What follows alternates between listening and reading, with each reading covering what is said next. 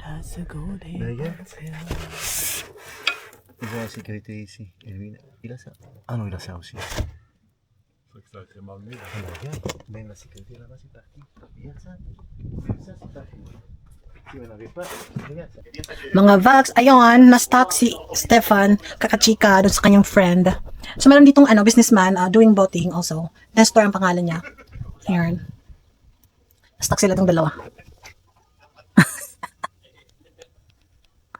Ayan. So, ayun, babalikin siya. Tawag lang niya si Monty, German guy, para i-fix yung mga bagay-bagay na dapat ayusin dito. At napakainit ngayon, dahil super mainit. 12. It's unexpectedly because I thought it's gonna be rainy, but it's not anymore. And yeah. Gala tayo. Tour ko kayo dito sa marina. Dock B. This is the Dock B. Wala si Stefan. So, tour muna tayo. Dito ang ating look for today's video. Look at that. Punta tayo hanggang sa dulo. Gala. Gala time. Ayan si Baya. Kala. Diba? So, ayan. Ito ang Dock B tsura. Next to Dock A, of course. But Dock A is, you're allowed to park your car inside, which is nice, right?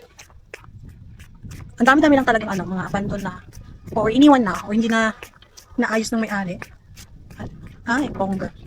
Bongga ang pangalan nito. Gumbo. Charan! Gumbo.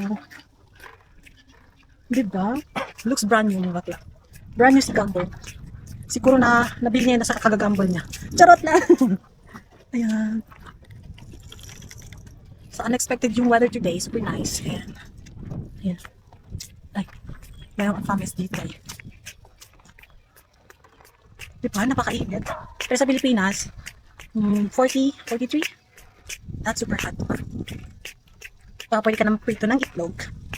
Ano ito? Diba? Ang daming magagandang boat dito mga bakla, pero hindi siya naalagaan or walang, siguro may nagbabantay, pero hindi nila inaalagaan. Super tulad nito, ayan. Meron silang dingge, sira-sira na, kasi hindi na naalagaan. Saka ito din, si Tinia, London. Ayan. So, commonly talaga dito, mga boat na nakikita kong abandon, may tatak na London, or Tagalog, siguro, UK yung may-ari. Diba? So, doon din sa Dock C, same lang din.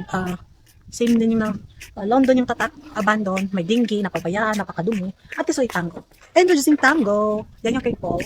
Si Paul ay best friend nila, dito, ni Gypsy, magkatabi siya ni Gypsy. Gypsy, ito yung may asawang Filipina din, na taga Belgium.